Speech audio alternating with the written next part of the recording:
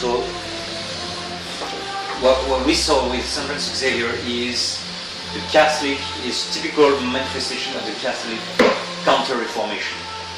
Is that at every period of the church rises from its ashes in a more powerful way than ever. The mystery of iniquity, is pressing down the coil. The more you press a powerful coil down, the more when you release it, bing, is going to be, strong on your face.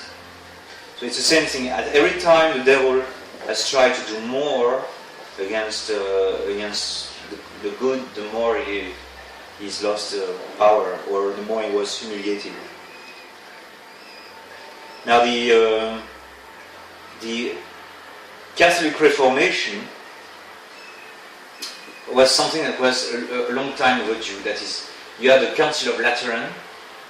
I think it's Fourth Lateran, happens at the same time as Luther emerges. They are not yet aware of the magnitude of the catastrophe that Luther is bringing, but they clearly say there is need of reformation. And they were talking about the reformation of the church way before, that the things are rotten, we got a problem, we got to do something. But they were never able to achieve anything. It was all theories, but nothing was put into practice.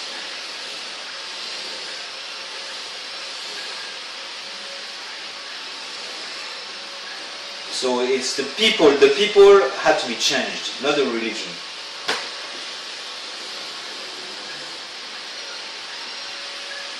So, and then the Reformation of the Church had to take place in her head and in its members. That is, the papacy was sick, the office of the bishops was sick, and the clergy, the priests, the monks, the nuns, they were all sick. There was a sickness, a general sickness. You see that in the life of Saint Teresa, whose feast was yesterday. She came in a monastery. The nuns were wearing the habit. They were praying the breviary. They were singing the office in the chapel. But the heart is not there. They have permissions to have a mirror in their room. A nun doesn't need a mirror. She doesn't need to comb her hair or anything. They had some of them had the convent had a carriage. Not a big deal, And all those things are minor. You wonder why St. Teresa would say, if I had stayed in that state, in that community, my soul would have gone to hell. Mm-hmm. Because when you lose the fervor of charity, it doesn't take much. It takes a little string. A little string is enough to hold the bird. So many convents were like that, in need of reformation, not necessarily serious reformation, but something. You had the recently reformed order of St. Francis, was reformed by the order of the Observant, the branch of the Observant, that grew again into 30,000 monks, that came from the reform of St. John Capistrano, and yet 100 years within St. John Capistrano, you got to restart it all over again. Another reform has to take place, and it's the reform of the Capuchin. And the Benedictines are far gone, The Augustinians, well, they are not all gone, because otherwise they would not have come to the Philippines to evangelize the Philippines. But all others were in need of reformation.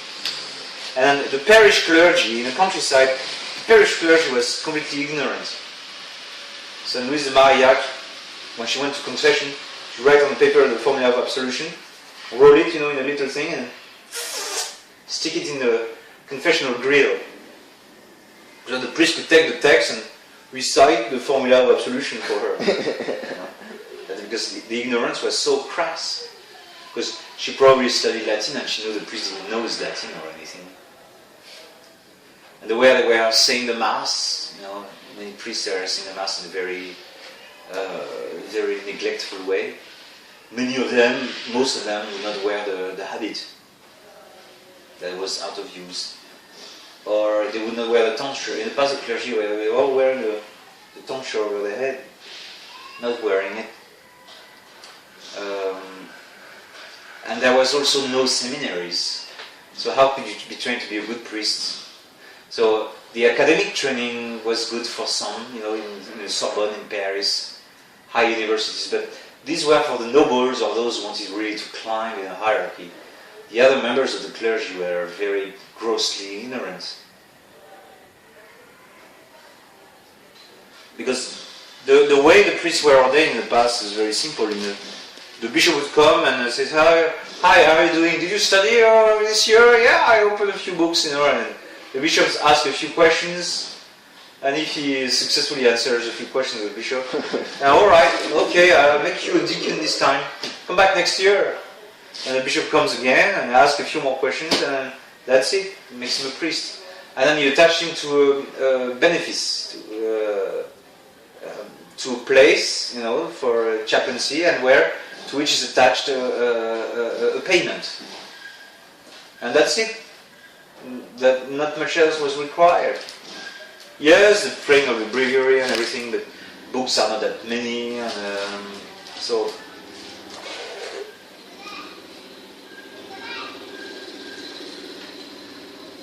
The spread of errors by religious innovators who attack the divine constitution of the Church and many other fundamental doctrines imposed upon the Catholic leaders the duty of setting forth in unmistakable authoritative terms the true doctrine of Christianity contains in Scripture and tradition.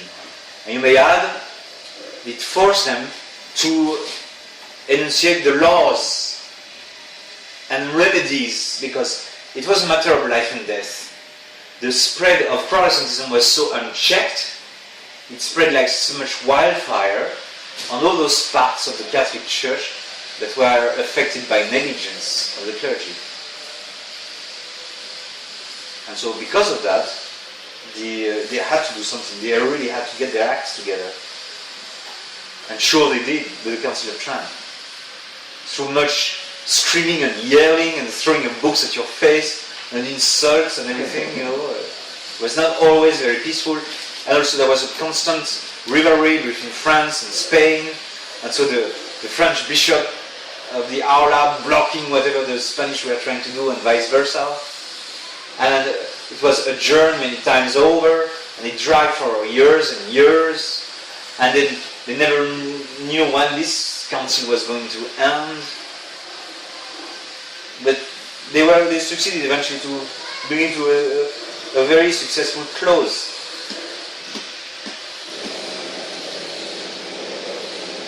And so there is no better proof of the divine origin and guidance of the Church, we all say that, than the fact that she not only survived the great apostasy of the 16th century, but emerged from the conflict rejuvenated and prepared to meet new ones. Like, prior to the French Revolution, the Church of France is nice, but doesn't bear many saints, doesn't bear many fruits. Even there are French missionaries, but there are not that many. After the French Revolution, that fought so hard against the Church, then you have, thousands after thousands of missionaries, and zillions of nuns, and a great Catholic revival, which is going to be short-lived, just 100 years. Then France is going to be bashed by World War I, and then another revival, of a lesser proportion, and then World War II, and then another, and that led to the 50s. But overall, it's through tribulation that the Church has grown. Whew.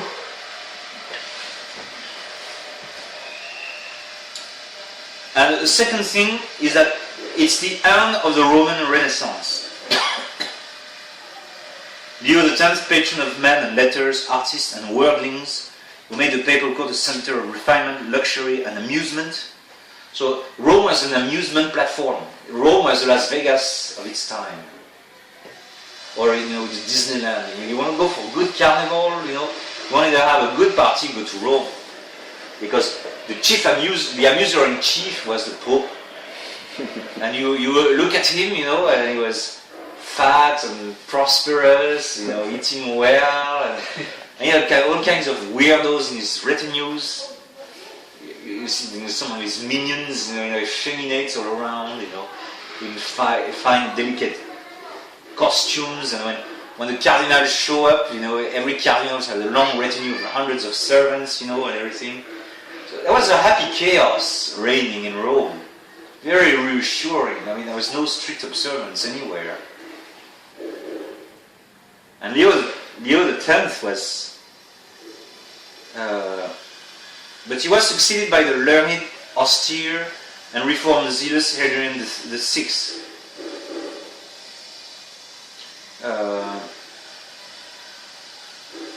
He was born in Utrecht, which belonged to the German Empire, a German. It is therefore reckoned among the German popes, the last German pope, and in fact, the last non-Italian pope.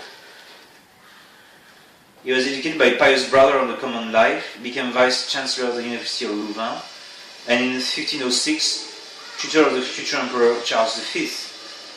Charles was grateful to his teacher, obtained a Spanish bishopric for him, had him raised to the cardinalate, and sure enough, he became Pope. But he came from an ascetic formation, an ascetic training. And unlike the other ones, where all della Rovere, Medici, Borghese, those Italian families, they were spoiled brats, whereas this one was reform-minded.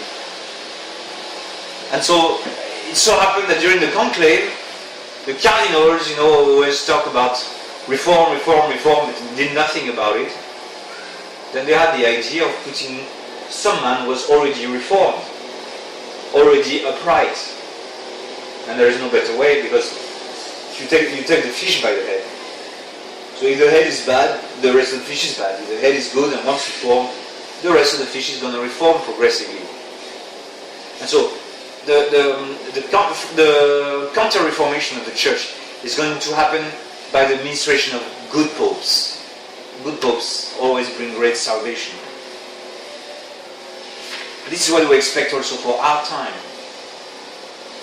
It will be a restoration by a pope. Our Lady is pointing towards that.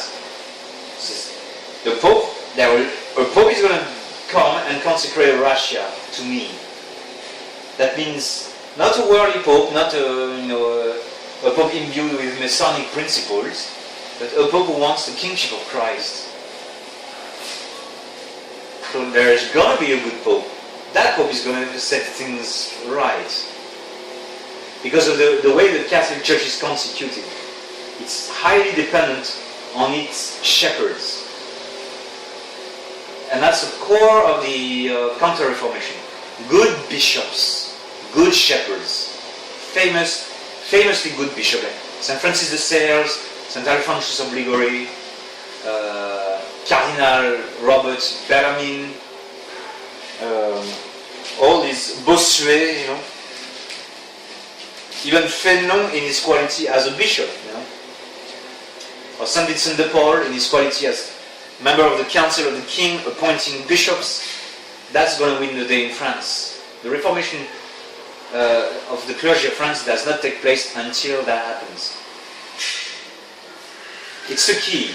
The order of bishop controls, and especially the Bishop of Rome, controls the fortunes of the Catholic Church.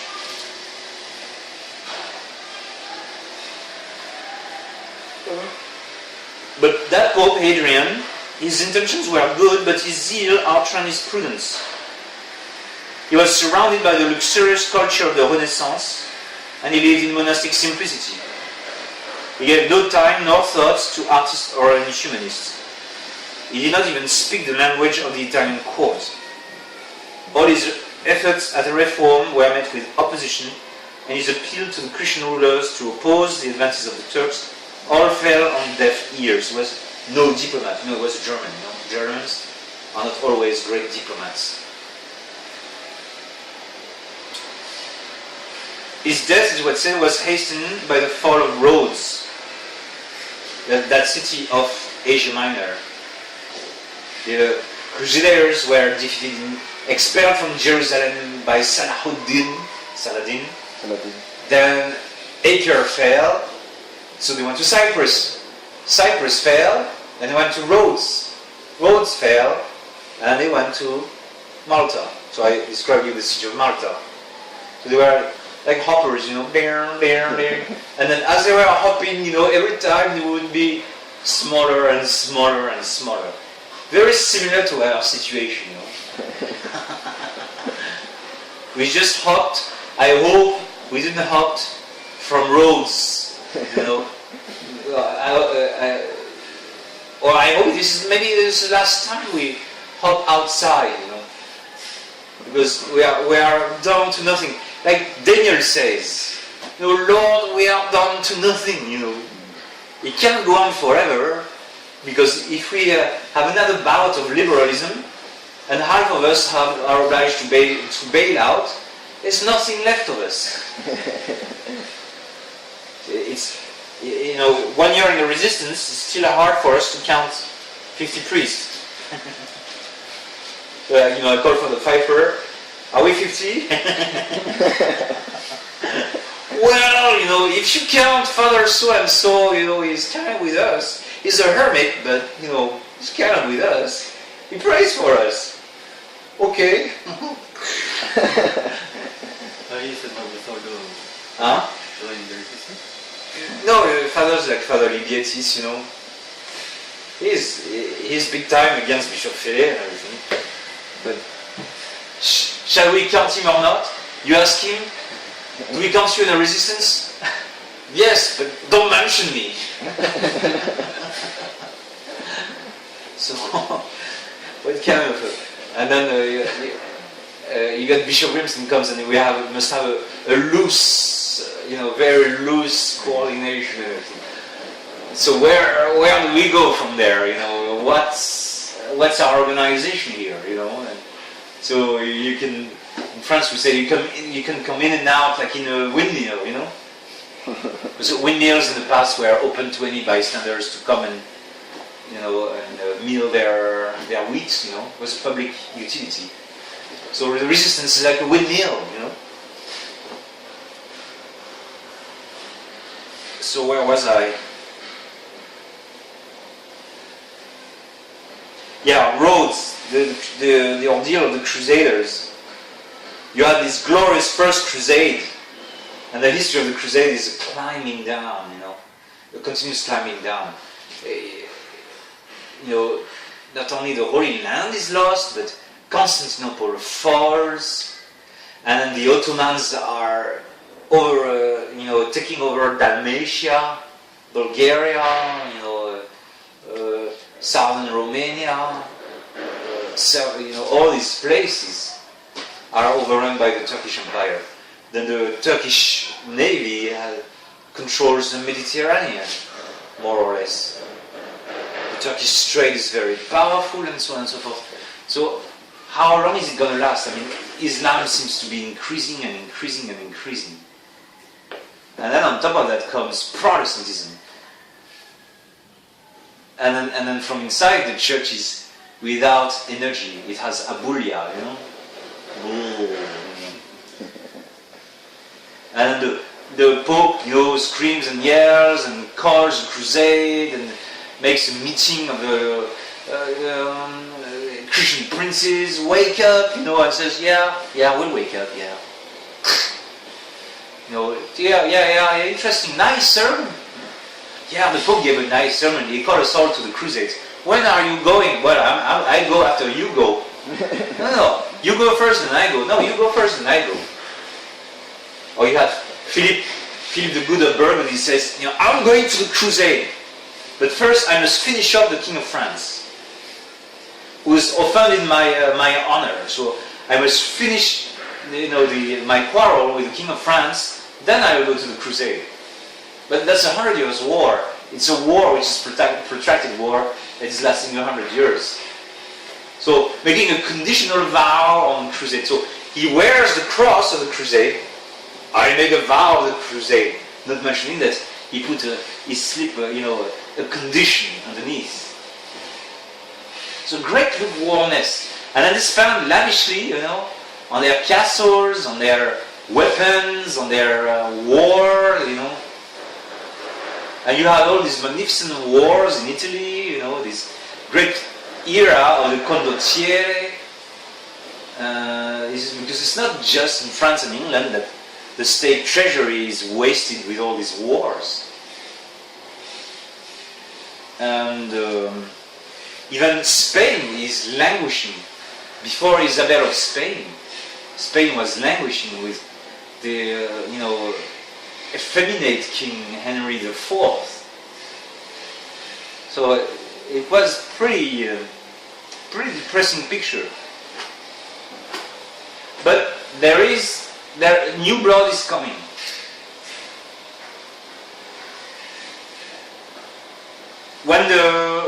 When Adrian was laid to rest after a reign of only 20 months in the German National Church Santa Maria dell'Anima, the following words, often quoted by himself, were written in his tomb: Pro dolor, quantum refert in que tempora vel optimiquiusque virtus incidat. Alas, how much it matters in what time the work of men, the best of men, happens to fall. He was the best of men, with the best of intentions, and the best of motivations, but not the best of the diplomacy. But could he do much? Because there was corruption all around him. Could he do much? So he died a very sad death. What he saw on his deathbed was a dying religion.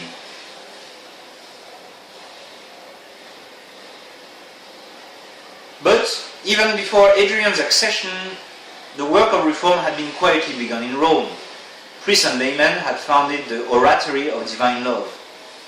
Their purpose was to labor for their own sanctification and that of their friends and acquaintances. They held meetings in a little church, gave themselves up to works of charity. The guiding spirit of this pious companion was Saint Cajetan of Thiene. Saint Cajetan. Filled with the spirit of Saint Francis of Assisi, he wrote, I see Christ poor and myself rich. I see him despised and myself honored. I want to draw a step nearer to him, and have therefore resolved to rid myself of all that I possess. So St. Cajetan founded the congregation of the regular clerks, known as the Theatines.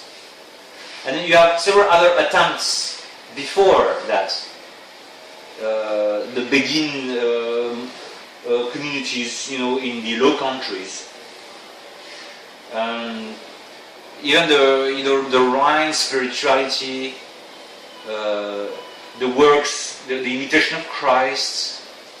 You have people always who are moved by the Holy Ghost. They are concerned. They try to do something. So all these things are tiny, isolated efforts. Just like when you try to start a fire, there are little starts of the fire in places, but the whole pile of wood hasn't got fire. But you don't see a change in the church overall.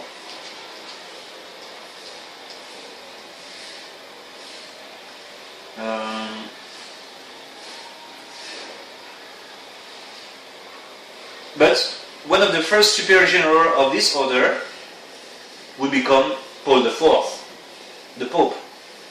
So there again, all what they were doing seemed to be vain, seemed to be to no purpose, seemed to be very small and hopeless. But God picked up that one thing. He took one member of it and he placed him on the sovereignty of Peter. And that gives you, a great reformer of the church, Paul IV.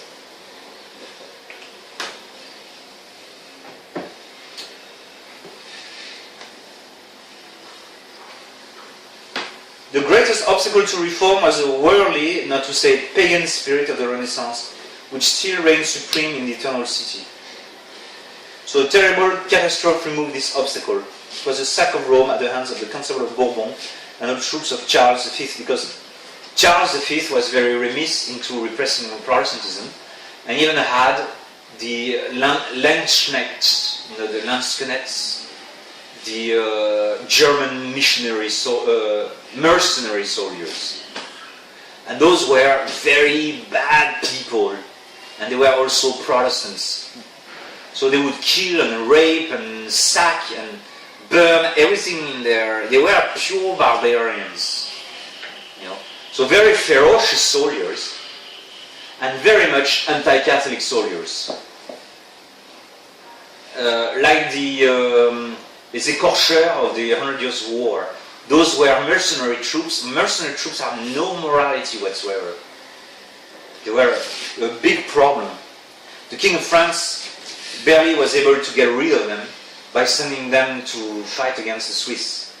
It was a stroke of genius, because the Swiss were good soldiers, and they rid the Kingdom of France from these irregulars by killing them in the Battle of Muret. The rest that was still alive, the King of France sent them to get cut into pieces in Spain. But irregular soldiers were a plague that's going to reappear in the wars of religion in France, because they are very destructive people. We don't know what it means, because now what you have, the only mercenaries you have are the contractors, but nobody speaks about it. The media don't talk about them. The contractors in Iraq and Afghanistan. But those are, you know, there is an overwatch there. They are run by companies like Whitewater and everything. But in the time of the Renaissance, the mercenaries were led by the most ferocious of them. And so when they arrived in Rome, they wrecked the Holy City,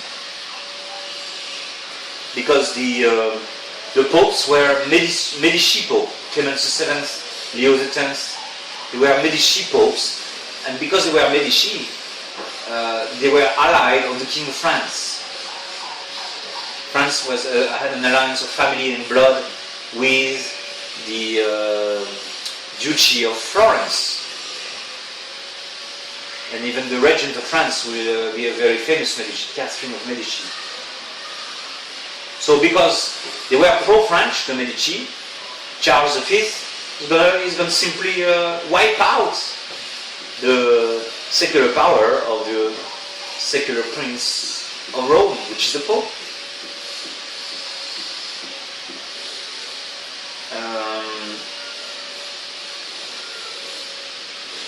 So the Pope saw, the imperial invasion of the papal territory and the sack of Rome, which ended the Augustan age of the papal city in a horror of fire and blood. Earnest-minded contemporaries saw in the Sacco di Roma a judgment of God, an impressive call to conversion and penance. Because Rome was really wanting flames. So, it happens in history that Rome goes whoosh, up in flames. With plenty of treasures of the Renaissance were destroyed at that point in time.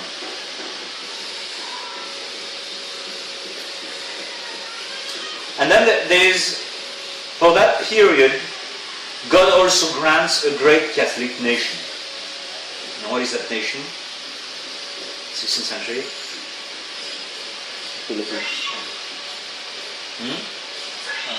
Spain. Spain, which is going to bring the Philippines, but the whole of South America, Mexico, well, Portugal is attached to Spain at some stage, but Spain and Portugal will be the light of Christianity for a whole century. Just like in the 13th century, which is a leading nation for Christianity. France. And for the 9th century, which is a leading, it's the Holy Empire, Charles the Great. Every time, Constantine, it's a Roman Empire. So a leading nation is doing the thing. So it makes sense if Our Lady wants a leading nation. She picks up Russia. Well, Russia has has a leadership. It's a linchpin. It's not as big as China. Its GDP is 4 times smaller than China, but it has a huge influence over its immediate neighbors and over on the international game plan. Why not America? It's strange. America is a powerful nation, but America played a good role with so many Catholics it had inside, but as a nation never played any role in favor of the church. Whereas Spain is going to have a long-lasting positive influence. And what chiseled the soul of Spain was what made Spain so Catholic and so militant, so motivated for the fight for the faith. From where did Spain emerge? What circumstance?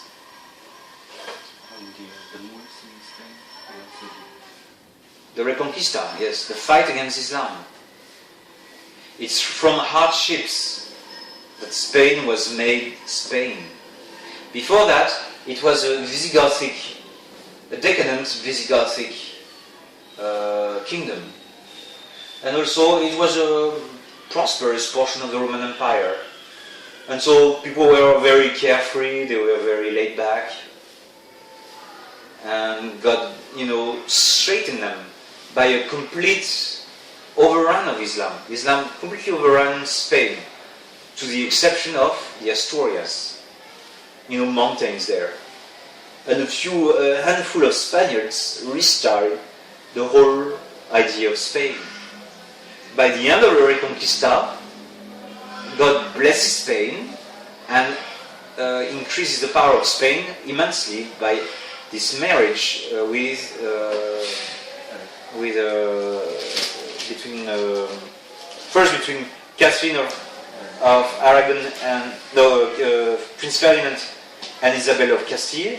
Ferdinand of Aragon and Castile is united, so Spain all of a sudden becomes united, and then their children becomes united. Maximilian marries, I think, Juana Loca. I'm not sure. And Juana Loca begets Charles V, both King of Spain and Emperor of Germany.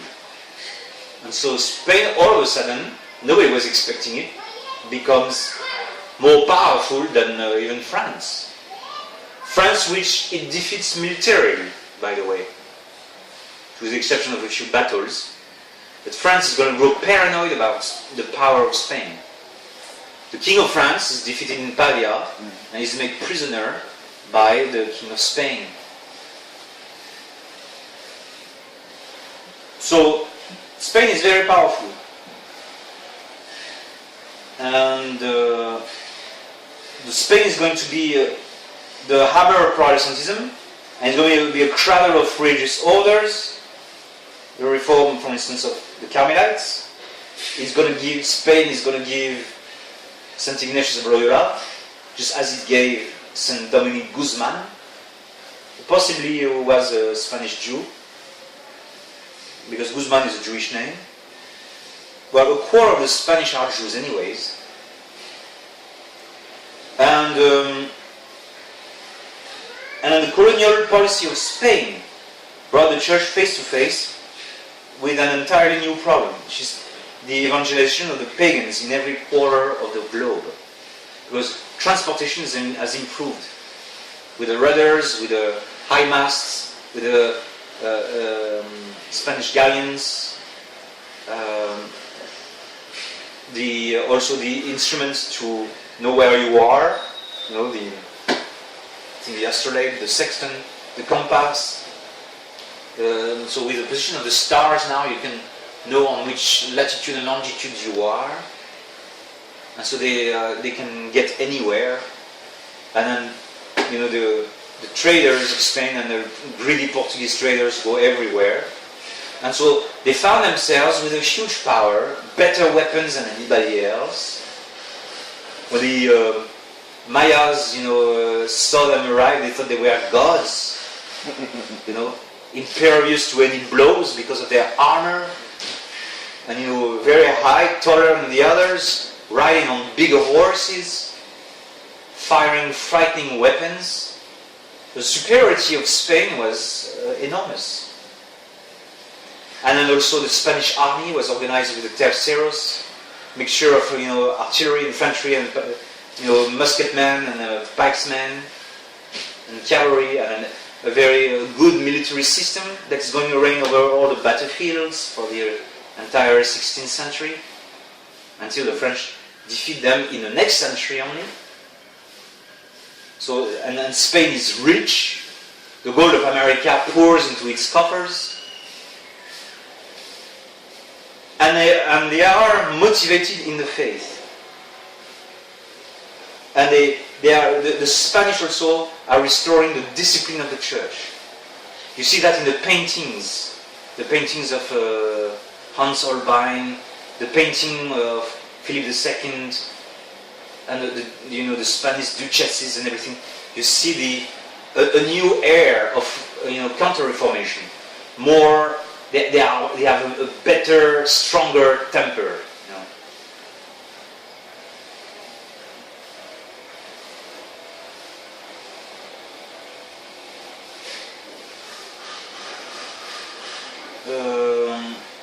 And it's there in Spain. It was ecclesiastical discipline was better observed.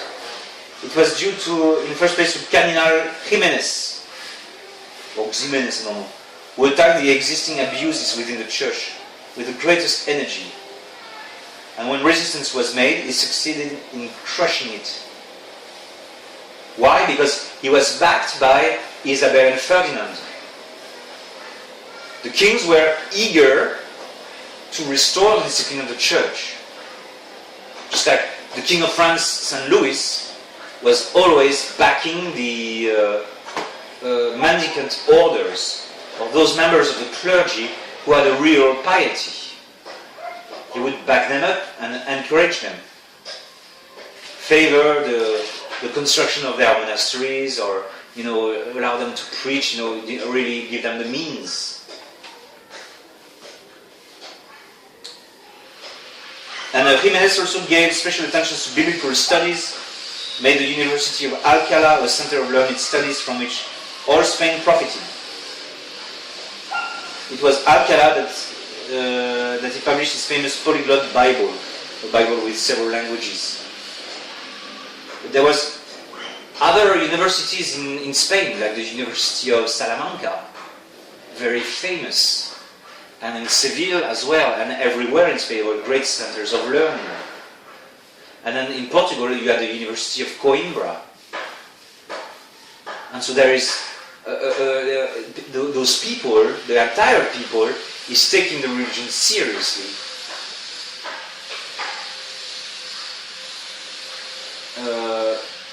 Thanks to men like Ximenez, who were eagerly supported by the Spanish sovereign, Spain found itself armed against the Protestant movement. It was shielded, It was the Reformation could not enter Spain because the body was in good health. Like the virus, the flu virus, for a young man like you, where it barely bounces off. You're gonna feel maybe a little bit tired and everything. But when you are old and sickly, then it comes in and it's dangerous. It can develop into pneumonia or whatever.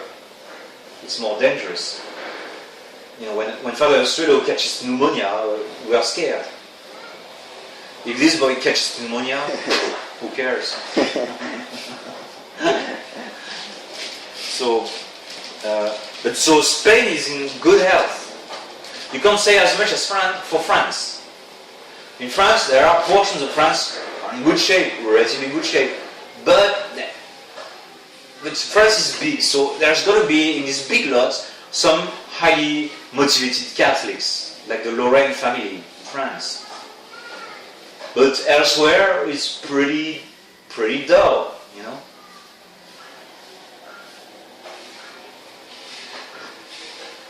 And then comes Paul III. So the death of Clement VII is the passing of the Renaissance. Clement VII, Medici Pope.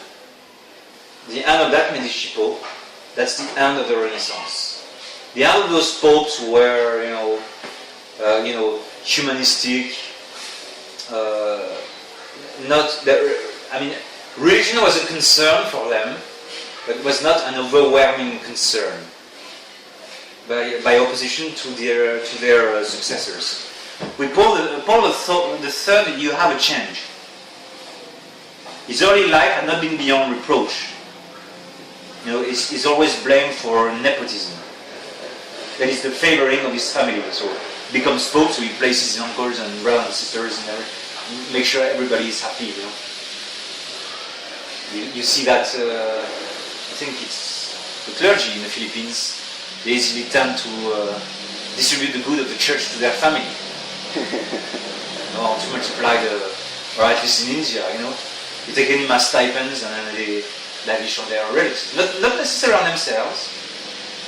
So nepotism, there is some sort of charity in this vice. But still it's a sinful selective charity, if I can speak that way. But it's Paul IV who understands the situation and who wants a serious reform of the papal court. He opened the portals of the Sacred College of Cardinals to men of solid learning and unblemished morals. To John Fisher of Rochester, for instance, who by his martyr blood was to give back to the red hat and cassock of the cardinal their deeper meaning. Was the first martyred cardinal in ages. Because the cardinal wears red for that purpose. It's a reminder that he is one of those who are supposed to be slaughtered. But no, red now it's the purple of imperial majesty, but it's not the purple of blood.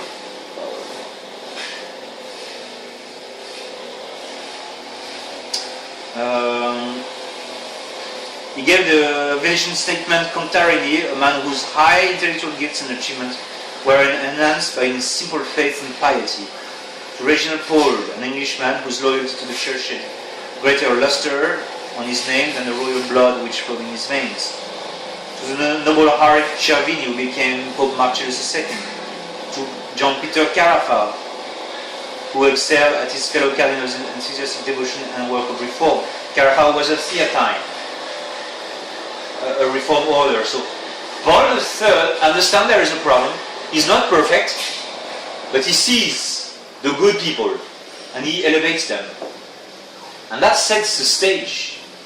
It sets the stage for the reform of the Catholic Church. Because once the Roman Curia, once the College of Cardinals is good, you're going to have a succession of good popes. Like right now we are in trouble because we got Cardinal Muller, and then we got this Cardinal new Secretary of State, and then we got Cardinal Berton, and then you got Cardinal Paolini, who is going to be Cardinal, and then you got all these horrible Cardinal Casper, and then all these English horrible cardinals and American rotten cardinals, and Cardinal Barbarin of France has got no faith.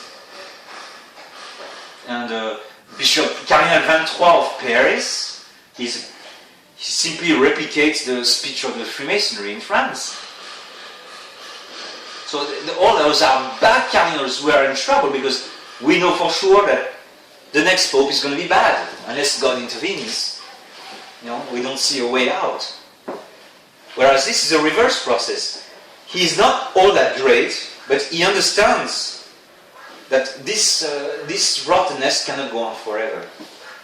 And so he starts to do his job, and that's the main job of the Pope, is to place the right man at the right spot. Not to micromanage everything, but to place the good people at the good spots. That's the main concern of authority. So with the help of these men, Paul IV had 10 years almost to convene a general council. But during all his reign years, he never lost sight of the needs of the Church, and from time to time enacted the laws of the highest importance to our welfare.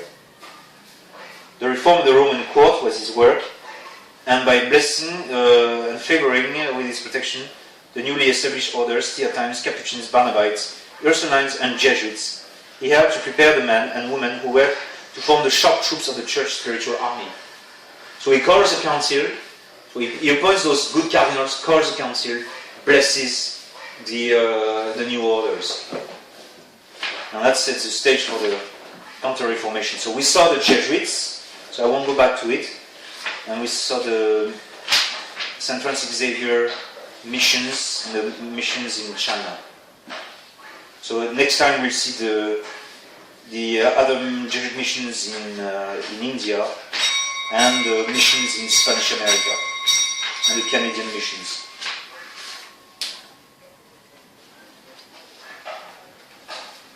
So, I mark the page for 6.